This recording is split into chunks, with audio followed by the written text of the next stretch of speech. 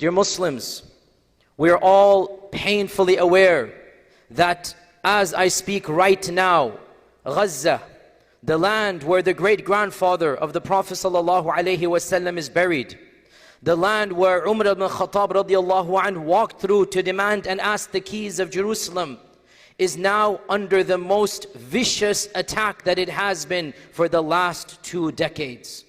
As we speak right now, today, Israel demanded from over 1.1 million people, over half of whom are children under the age of 18, to evacuate from Gaza or else face complete annihilation. A defenseless population with nowhere to go, already cramped and crowded behind 50-foot walls, is being asked to do the impossible. Flee to where? Go where? You are the ones who have locked them up for over 25 years. You are the ones who have dehumanized them. You are the ones who have kicked them out of their lands 80 years ago, and their grandchildren and great-grandchildren have never lived the lives of normal human beings. Go where? Flee where? Dear sisters and brothers, one of the most obvious biases that we must call out and acknowledge, one of the most obvious biases of all human beings, including us, is internal group favoritism. We favor our own over others. And at some level, it is almost impossible to overcome this bias. If my son is involved in fighting with another person, almost always my heart will make some excuses for what my son does and overlook the injustices of my son and concentrate more on what the other person does to cause my son to fight.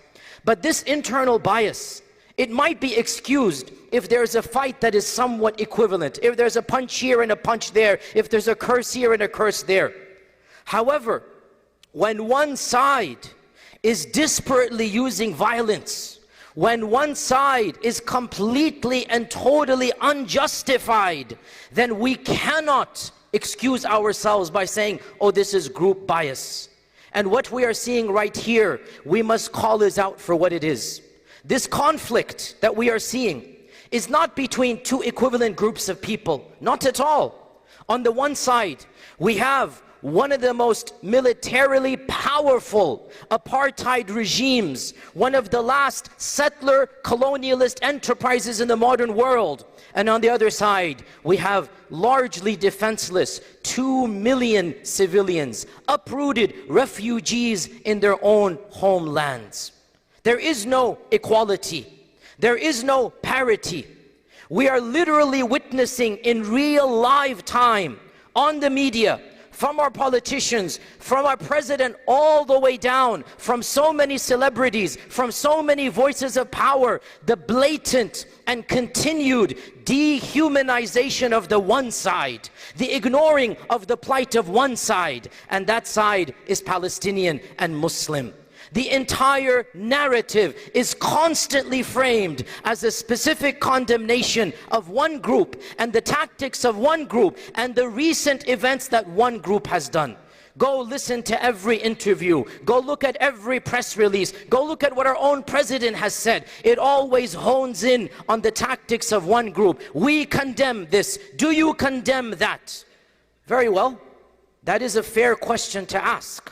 But we have to ask in return, why is it that we have never once heard in over 80 plus years? Why is it that this deafening silence that we notice? Why is it that what is blatantly absent from every press release, from every interviewer, is the condemnation of war crimes against innocent Palestinian civilians? Where is the condemnation of the inhumane treatment, of the barbaric realities, of the blockages of the humanitarian efforts to over 2 million people? If you want me to condemn one tactic, are you willing to condemn 80 years of thousands of tactics? This reality brings into the sharp contrast the difference between the race, religion, and ethnicity of the victims. Not all human beings are treated as equal according to the eyes of the world that we live in. Not all blood is the same according to our own presidents and our own countries. No. The fact of the matter is that Palestinian blood, Muslim blood, Arab blood, does not carry the same weight as that of other people. And hence, there is the blatant dehumanization of an entire category of humanity.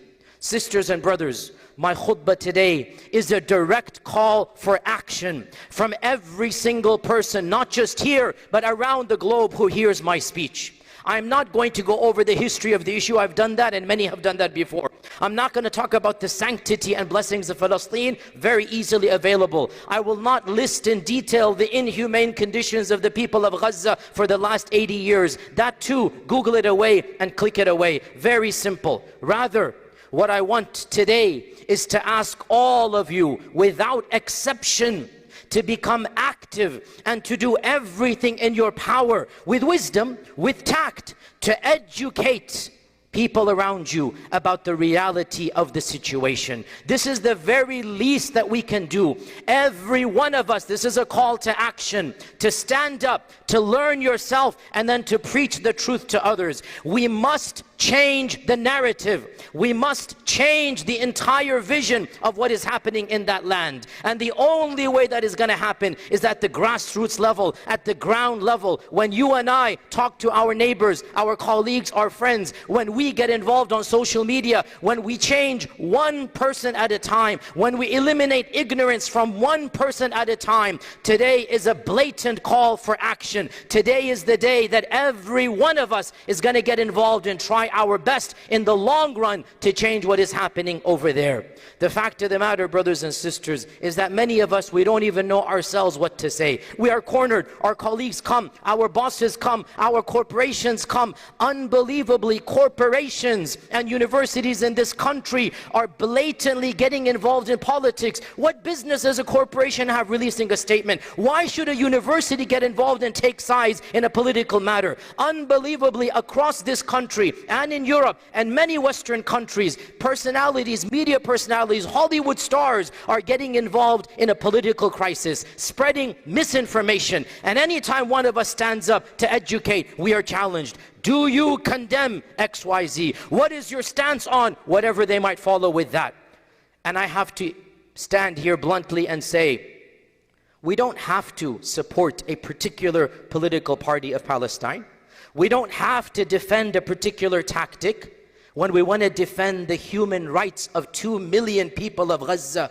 This is what is called a red herring. This is what is called trying to change the subject. I am not here to talk about the tactics of one group. I'm not here to justify or not one specific action. I am here to talk about the plight of 2 million people who have been deprived of basic humanity for 80 plus years. What about them? Fine, you want us to condemn? We will condemn whatever you want, with the condition you be just and fair, and you condemn with the same anger you want us to condemn. You condemn what is happening for 80 plus years. Brothers and sisters, next time you are asked, do you condemn this or do you agree with this? Take a step back. Learn from the Quran and Sunnah. Learn from the Quran and even from the Old Testament.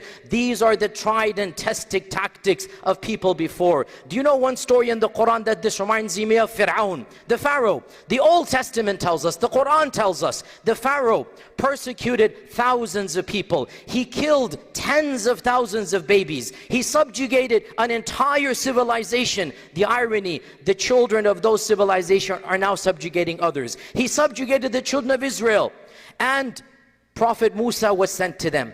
Prophet Musa came to them. Moses, a figure we admire and the people of Israel admire. Moses went to Fir'aun, and in the process, you're all aware, Moses got involved with the fight with an Egyptian. He punched him. The Egyptian was accidentally killed. Fir'aun, the Pharaoh, after killing tens of thousands of people, after massacring thousands of babies, the Pharaoh accuses Moses of being the terrorist. And the Pharaoh says, you killed an innocent man. وَفَعَلْتَ فَعْلَتَكَ الَّذِي فَعَلْتَ وَأَنْتَ مِنَ الْكَافِرِينَ. Fir'aun accused Musa of being kafir. Can you get more ironic than that? The Pharaoh says to Musa, you are the kafir, meaning you are ungrateful. The Quran teaches us, if truth is truth, we speak it. What did Musa say?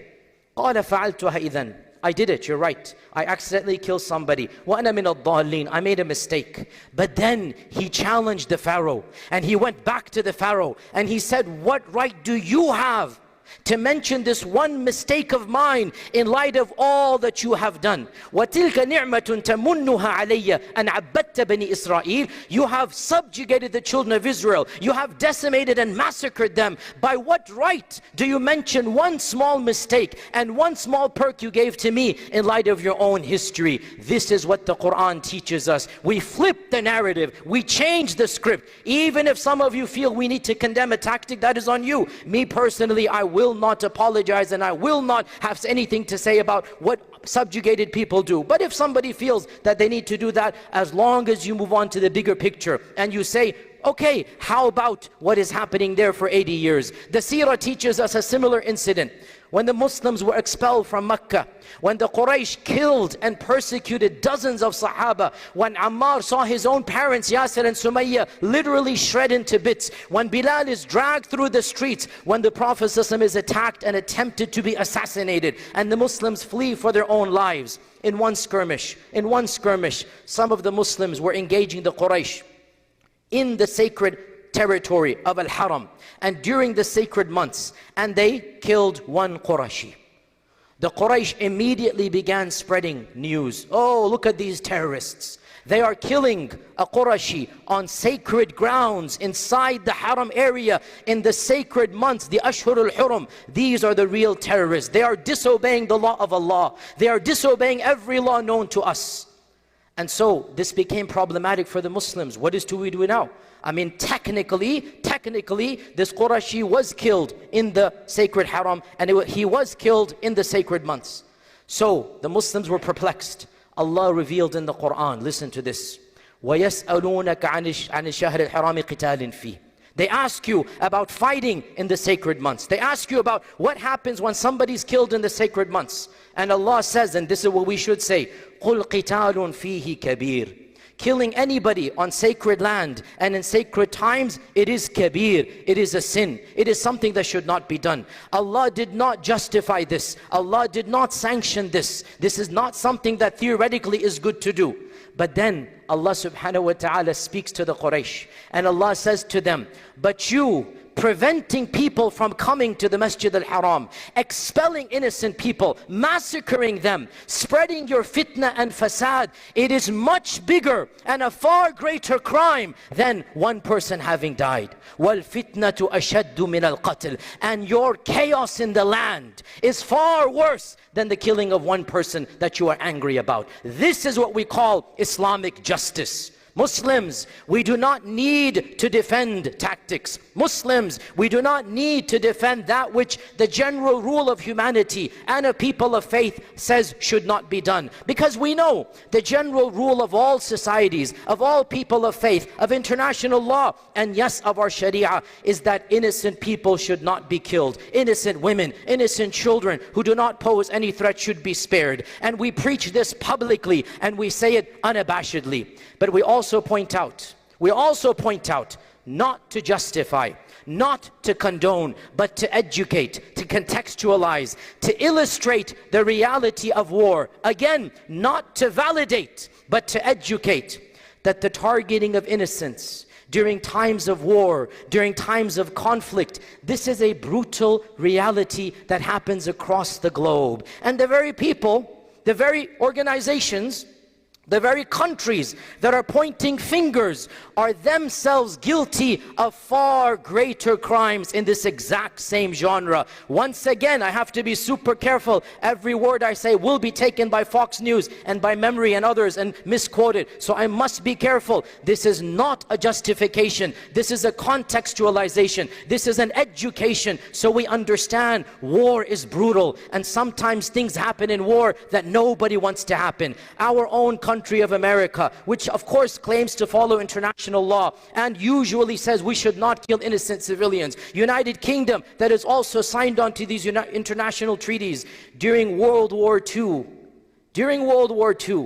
they had to intentionally begin bombing civilian populations. When the tide of war was changing, when Germany was being given the upper hand, both England and America began the intentional, direct, targeted killing of mass civilian populations in Germany. The cities of Cologne, of Hamburg, of Dresden were entirely decimated. Tens of thousands of innocent children and women were intentionally targeted by the Allied forces. If you were to ask them, why are you doing it? They would say, well, they're doing it to us, we have to fight back. They're the ones bombing London, we have to bomb Dresden. They're the ones bombing England, we have to go and bomb Cologne and other places.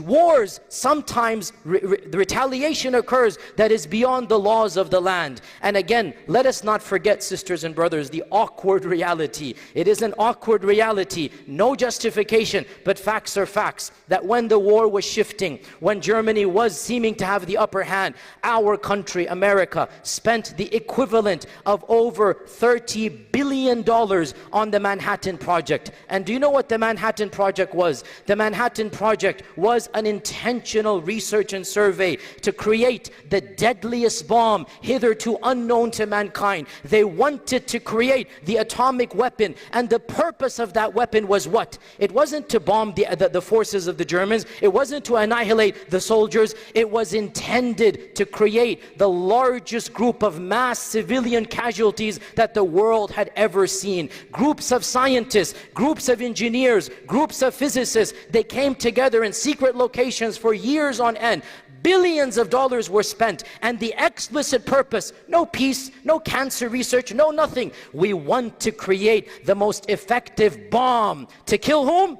Civilians. And what happened? How did World War II come to an end? We all know this reality. Our country, with our tax-paying dollars, used the largest and the most effective and destructive weapons known to mankind, the atomic bomb, and intentionally targeted not the forces of the Germans, not the forces of the Japanese. They intentionally targeted 2 civilian cities, Nagasaki and Hiroshima, and over 250,000 women and children, innocent civilians, were intentionally targeted. The president and his advisor sat in front of a map and they debated the pros and cons of which city should be killed. Which American went to jail for that? Which American ever was court-martialed? Which country ever had to apologize for that? Again, this is not a justification, it is a contextualization. Those who point fingers, those who say, why are you killing innocent civilians? We say back to them, how come you did much worse during your own wars? If you thought you were justified because one of your naval bases was attacked, Pearl Harbor, if you thought you were justified in killing 250,000 people, I want that number to sink in,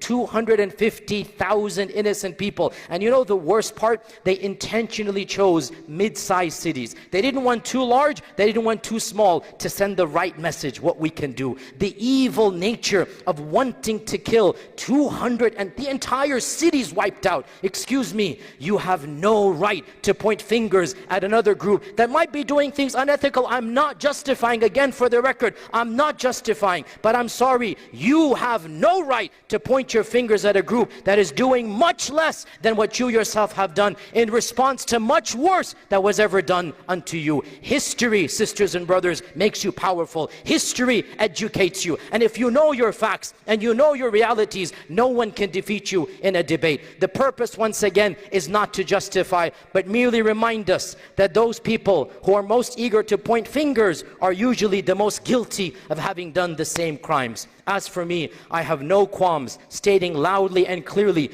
that the Quran teaches us, the Sunnah teaches us, the Seerah teaches us that the default is that during times of war, we're supposed to protect the lives of the innocent. But I merely educate, I merely push back and say, how come you are selective in applying these rules, throwing them in our faces, which we acknowledge these are legitimate rules, when you yourselves don't seem to care about the lives of 2 million innocent civilians? Where is your own supposed care? Where is your own alleged concern for the women and children when they belong to another ethnicity and another religious group? Muslims, always remember this reality in this land. You don't need to be a Muslim to sympathize with one side. As I said, if the war was somewhat similar, we could understand the bias of each side. But there is no similarity. The fact of the matter is, every neutral person, who examines the reality of the situation will come to the same conclusion. Always quote neutral experts and make sure you know these quotes. One of the greatest icons of our century, somebody whom the globe admires, is Nelson Mandela. Nelson Mandela spent 27 years in isolation. 27 years because he refused to sign a paper that said, because of the color of my skin, I'm not equal to you. 27 years he was in isolation. I visited his cell. It is smaller than the small little box that I'm in. I visited his cell and I stood there. He had a small window for 27 years. That was his outer reality to the world. He refused as a man of conscience to say, I am lesser of a human being. And when he was in jail, this country of ours and the United Kingdom and Canada and Australia all consider him a terrorist. You should know this. Our country considered Nelson Mandela to be a terrorist. Only when he was released and the tide of public tide was changed was he welcomed as a freedom fighter, was he welcomed as somebody who deserves the Nobel Peace Prize, and so on and so forth. Nelson Mandela was an ardent supporter of the Palestinian cause. Multiple times he would speak out and in support of our Palestinian brothers and sisters. And he said, and I quote, that the treatment of the Palestinians is the worst moral crisis of our times. He said this after being in jail 27 years, after fighting the apartheid South African regime. He said the Palestinian plight is the worst moral crisis of our own times. Archbishop Desmond Tutu, the second most prevalent African freedom fighter. Desmond Tutu is the highest ranking member of the Catholic Church. He's passed away now. Widely celebrated, widely known to be a freedom fighter, also having been in jail, also fought apartheid. Archbishop Desmond Tutu visited Palestine multiple times. In a famous interview in the 80s with the most famous journalist alive at the time, David Frost, you can find it on YouTube. David Frost wanted to complain to Desmond Tutu, how come you can describe Israel as an apartheid state? That's not fair. You shouldn't describe Israel as an apartheid state. It's not that bad. Desmond Tutu responded back to him that actually, listen to this, is on YouTube, actually in some aspects Palestinians are treated worse than us black South Africans were. In some aspects, it is worse than an apartheid state that I have lived through. This is from Desmond Tutu. Are you going to accuse him of being anti-Semite? Are you going to accuse him of being pro-Palestinian because he's Muslim? He's an Archbishop of the Catholic Church. He's not a Muslim, but he has lived through apartheid. He's seen the realities of hate, and now he's experienced it firsthand. The grandson of Nelson Mandela also visited Palestine, and he wrote an op-ed which is published in an Israeli newspaper, the Haaretz, and he wrote an op-ed and he said that what I have seen here is worse than the apartheid that I have experienced growing up. This is the grandson of Nelson Mandela. It is worse than the apartheid I have experienced growing up. Sisters and brothers, you don't need to be a Muslim to recognize the inhumanity of the situation. Know your people, know your quotes. Our own President Jimmy Carter, he visited those lands, and after he left office, he's still alive now. After he left office, he wrote a book. Do you know what the title of the book is? Peace, Not Apartheid. Peace, Not Apartheid. That is the title of the book. Our president, are you going to accuse him? He's actually a Christian believer. He's actually a supporter of the faith of Christianity. He's a known person who loves his faith and tradition. He's not a Muslim. And yet when he visited, he said, we cannot move forward with this apartheid regime. And he himself acknowledged that Gaza is the largest open air prison in the world today. The largest open air prison in the world today. And I can quote you on and on. Human rights, Amnesty International, on and on. But you know what the problem is, sisters and brothers? The awkward reality. Do you know what the root of the problem is? It's not religion. Frankly, it's not even fully political.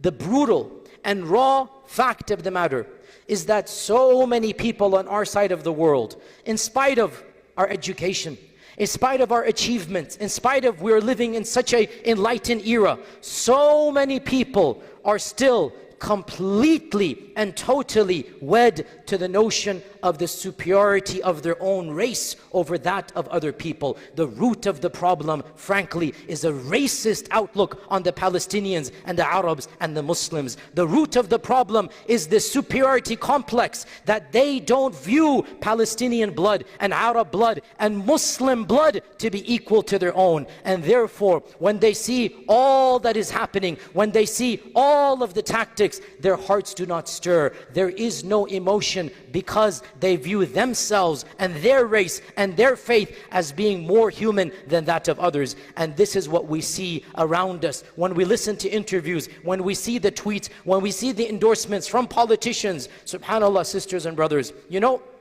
when we criticize Israeli policy, when we criticize aspects of what is happening there, we are accused of anti-Semitism. We are accused, oh, you guys are anti-Semitic. I will acknowledge, rarely this criticism is true. I will acknowledge sometimes some clerics and some people use a language that is not appropriate, and they talk about Jewish people altogether. And I say, no, our problem is not with Jewish people. It is not with Christian people. Our problem is with Zionism. In our lands of Islam, Jews and Christians lived peacefully. They lived as neighbors, as full citizens of an equal opportunity with everybody. Our problem is not with people of another faith. Our problem is with policies. So I admit, once in a while, you'll find a cleric, you'll find somebody who uses language that is not correct, and there is an element of anti-Semitism. However, let us flip the script. Let us flip the script. You say we are anti-Semitic when we point out problems with Israel.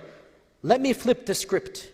How about your Islamophobia when you caricaturize and paint all Palestinians in a particular light? How about your hatred of Islam when you describe everybody in that region with derogatory terms? Our own president, some of the most powerful people in Congress, some of the most influential politicians, the language they use is the language of genocide. It is the language of dehumanization. Israel's minister called all Palestinians beasts and animals. That is not the language of humanity. That is the language of genocide. You are calling for all-out genocide when you say an entire population is subhuman. If you look at the language that is used, they don't deserve to live. We will annihilate all of them. Again, this isn't the few people that did what you consider a crime. If that was your call, I at least see where you're coming from. But when you extrapolate from 5, 10, 20, 50 people and you say, all 2 million people don't deserve to live. They are not fully equal. When you bring into their faith, when you bring in their religion, and you say they should be given hell, as the pseudo-intellectual Jordan Peterson said. He literally tweeted to Netanyahu, give them hell. Them is who? All Palestinians. We see the reality of their hatred. It's not about truth and justice. It is frankly about a superiority complex. They literally believe they are better than everybody else, and therefore the life of a Palestinian, the life of an Arab, the life of a Muslim in their eyes is not the same as their own lives. But sisters and brothers, I want to conclude the first khutbah with a little window of hope. A little window of hope. I say, as somebody who is an amateur in history, I love studying history, I say the tide is slowly changing.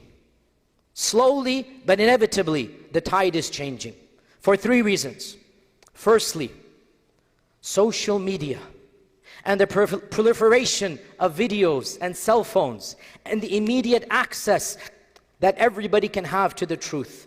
The fact that somebody can take a video of what is happening in Gaza and post it to YouTube, to Twitter, and immediately make it accessible, this is a game changer. Make no mistake about it. In the 70s, in the 80s, we couldn't do this. It was a very skewed narrative. Now, it is impossible to be blind to the injustices of Gaza if you have a heart. Now it is impossible for anybody with a shred of humanity and an ounce of justice to think that this is a fair game between 2 equals. Not at all. Images and videos and interviews are available, and we must use them, retweet them, educate, and make sure the tide begins to change. So point number 1, social media. And by the way, this is despite the problems that we're getting. Today, our Facebook, we had a generic post about we're going to be doing a khutbah about Palestine. Facebook complained. Somebody complained to Facebook and our post was taken down. Why? Were we calling for what? Because it said Yasir Qadhi giving a khutbah on Palestine. Our post was taken down by Facebook because we're simply wanting to educate. But they cannot take down every post. They cannot silence every voice. That's why I'm making a call to every one of you. Stand up with wisdom. Stand up with tact and preach the truth and educate. They cannot silence millions of voices, millions of images, millions millions of videos. That's what we need to do. Point number one. Point number two. Despite the fact that almost all Western governments, even universities, corporations, companies, Hollywood, pseudo-intellectuals, are pretty much, many of them are supporting one side and completely against the Palestinian cause. Despite the fact that France, which has challenged freedom, it wants people to desecrate the Quran, it wants people to make fun of the Prophet ﷺ.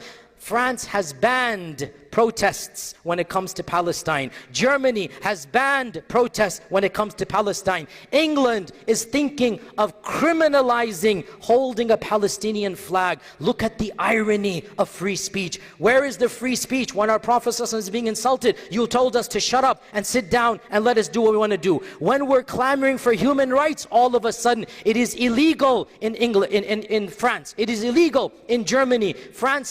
England is talking about it, and even in our own home countries things are going back and forth. However, with all of that, I still say that never have we had so many public people and intellectuals and leaders and organizations speak on behalf of the truth. So yes, compared to the 70s and 80s, we actually have a lot more people, a lot of fair journalists, a lot of organizations preaching the truth. You cannot cover up the truth forever. And this harsh media assault by our politicians, by these right-wing organizations, frankly, it is a sign of desperation. They know they have to be super harsh, but they cannot silence millions of voices. So point number two, we actually do have people supporting us. And point number three, and one of the main points I want to make here, sisters and brothers, it's no longer the 1960s and 70s. The world has changed radically, and one of the things that it has changed in is demographics. We, as American Muslims, are no longer a very small minority. We're still a minority, but you cannot compare to how we were 40, 50 years ago. Within a decade, we American Muslims will be the second largest religion in this country. Right now we're the third, Christianity, Judaism, then Islam. Within a decade, Muslims are going to be more than any other faith except Christianity. In Canada, in Australia, and in England, Muslims are already the second largest demographics after Christianity. In France, Muslims are definitely the second largest demographics. How then and why should any other group take charge of the narrative when the demographics is changing? Where is our voice? Where is our contribution to the public discourse? Where is our influence on our own societies and cultures? The fact of the matter, and I say this bluntly, I am a person who has said and has got me into trouble, I don't believe politics is the primary way to change ourselves. That's what I say. I could be wrong. Even if it's not the primary way, it is the secondary way. The primary way, iman. The primary way, internally. That's what I believe. I could be wrong. My personal interpretation, number one mechanism, ourselves. But number two, without a doubt, tie your camel and then trust in Allah. We have to tie our camel. We have to be involved in the media, involved in politics, involved in influencing others. And now, Muslims in all of these lands, we do have a potent force if only we came together and we actually mobilize. The sad reality, many of us live disconnected lives from our culture and lands. Many of us are apolitical. Many of us don't want to get involved, but that's not how change occurs. Why is one narrative more than the other? Because one group of people influenced it. This is not sinister. This is not cabal, Illuminati theories. This is politics. When you get involved and you campaign and you lobby and you raise funds and you influence, this is what happens. Where is our voice?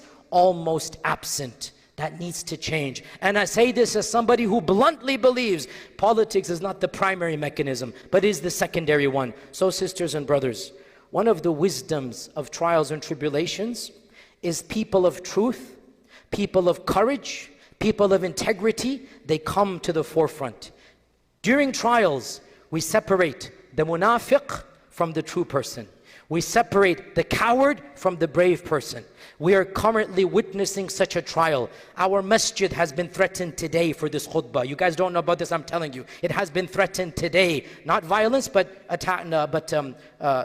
protests and very evil things I don't want to mention here. I have been threatened. Others are being threatened. We don't have the luxury to remain silent. They are scared. They're scared because our numbers are increasing, because the truth is on our side, because they cannot cover up the truth if every one of us stands up and speaks the truth. So during these times of evil, during these times of chaos, I encourage every one of you to be brave, to educate, to put your trust in Allah, and to be a beacon of hope and a beacon of truth during these dark times. May Allah subhanahu wa ta'ala bless me and you with and through the Quran, and may He make us of those who His verses they understand and applies halal and haram throughout our lifespan. Ask Allah's forgiveness. You as well ask Him for His the Ghafoor and the Rahman.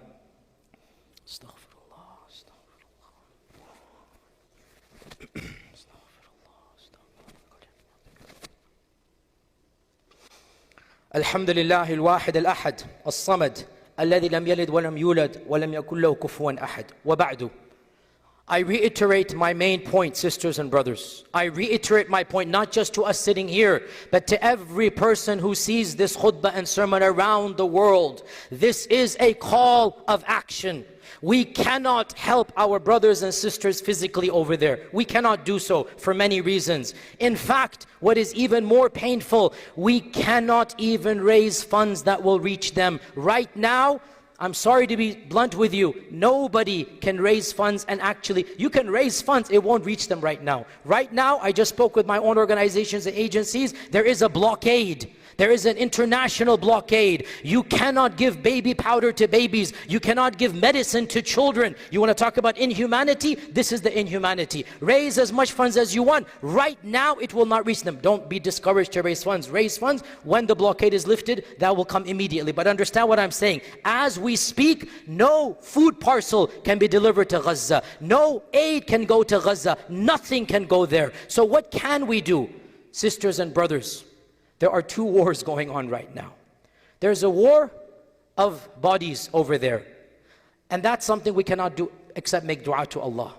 But there's another war, a war of the minds, a war of the media, a war of perception, a war of influence. And I say bluntly and boldly, we have to be involved in this other war. Now I know Fox is going to take this clip. Memory, which is the Joseph Goebbels of our times, will take this 10-second clip and twist it and say I'm calling for war. So that I say clearly and unequivocally, the war that I'm calling for is not a Sharia-based influence. This is not radical jihad. What I'm calling for is for us to stand up and be quintessentially American, be a part of the democratic process, be a part of campaigning, be a part of media influencing, be a part of public perception. This is the war that I'm calling for. I'm not calling for any violence. I'm calling for us to understand there's a reason why some interests are being served and others are not. And we cannot be silent. This is our country in the end of the day. And enough is enough with the lies and the propaganda and the smear campaigns for decades against innocent people. We of this land have the exact same rights and the exact same privileges as all other people. And if we unite together, not only as Muslims, but as all people of all different backgrounds, and we say to our leaders in Canada, in Australia, in England, and yes, in America, enough is enough. If we stand together and we make sure that our own tax dollars are not sent overseas when our own country lags behind, if we educate our fellow American citizens, we have given $250 billion. Do you know how much that is? It is simply astronomical. $250 billion in military aid and in monetary aid to one small country that is perpetually at war with its own civilian population. Enough is enough. Muslims, people of all faiths, why should my tax dollars go overseas? Forget who's right and wrong. I have a right and you have a right to petition, to demand, to elect people who serve our interests. I have a right that my money is spent not to build prison walls over there, but to build schools over here. Not to send bombs to kill over there, but to build better hospitals to cure over here. Why should I spend billions of my tax dollars over there when our country is lagging behind in education, in healthcare. Spread the word, spread the campaign, and slowly but surely we can bring about a mass sympathy to simple realities. Our tax dollars are more deserving to be spent here than getting involved in a global conflict over there. Sisters and brothers, we do have enough people, especially in other Western lands. In America, we're still a little bit behind, but in Canada and England and Australia, the Muslims have enough quantity to really influence. In France, they most definitely do, but unfortunately things are as they are. Here in America as well, there is a global movement beginning that understands, why should we spend billions every year, billions overseas, when there's so much to be spent over here? So yes, this is a call to action and a call to war, not physical war, a war of the mind, a war of the tongue, a war of the intellect. And every one of us needs to be a foot soldier, every one of us, because this is a long-term battle. It might take decades. We might not see victory today, but if every single one of us begins influencing the people around us, inshallah, a change can be made. And we need allies. This isn't a Muslim cause. This isn't an Arab cause. This is a human cause. It is true to state, even if you take religion out, even if you take ethnicity out, this is a human cause. So we appeal to all people, people of no faith. We appeal to Christians. See how Christians are being treated in that land. We appeal to members of the Jewish faith who have conscience, who believe in the God of Abraham, who know from history what persecution means, and especially to our Jewish brethren and sisters who understand this reality.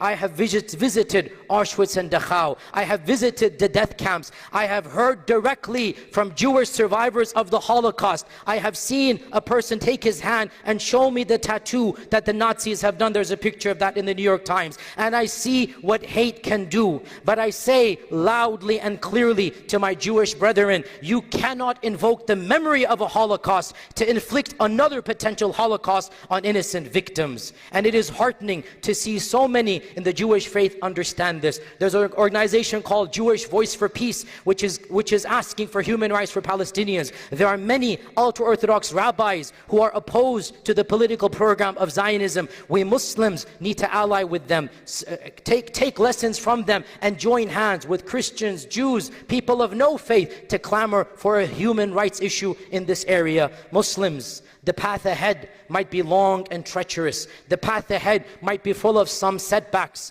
Today, as we speak, Allahu A'lam what's going to happen to our brothers and sisters in Gaza.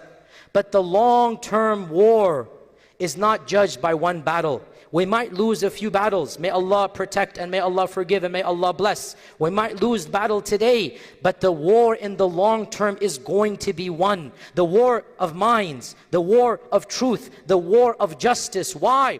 Because Allah subhanahu wa ta'ala clearly says in the Quran that the truth shall always prevail over falsehood. جَاءَ الْحَقُّ وَزَهَقَ الْبَاطِلِ إِنَّ الْبَاطِلَ كَانَ زَهُوقًا. The truth has come and batil has been vanquished, and the truth shall always destroy falsehood.